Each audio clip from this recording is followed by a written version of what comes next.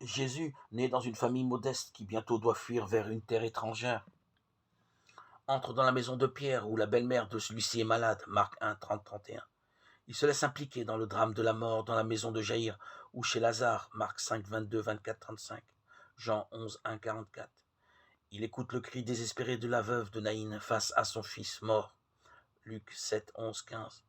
Il écoute la clameur du père de l'épileptique dans un petit village en campagne, Marc 9, 17, 27. Il rencontre des publicains comme Matthieu ou Zachée dans leur propre maison, Matthieu 9, 9, 13, Luc 19, 1, 10.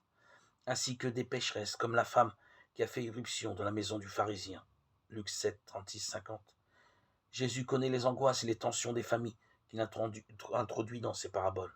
Des enfants qui abandonnent leur maison pour tenter une aventure, Luc 15, 11, 32, jusqu'aux enfants difficiles au comportement inexplicable, Matthieu 21, 28, 31, ou victimes de la violence, Marc 12, 1, 9. Et Jésus s'intéresse même aux noces qui courent le risque d'être honteuses par manque de vin, Jean 2, 1, 10, ou par l'absence des invités, tout comme il connaît le cauchemar à cause de la perte d'une pièce d'argent dans une famille, Luc 15, 8, 10.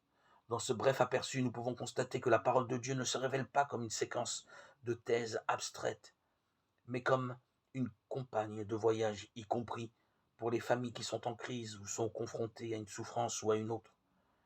Il leur montre le but du chemin. Lorsque Dieu essuiera toute larme de leurs yeux de mort, il n'y aura plus de pleurs, de cris et de peines. Apocalypse 21, 4.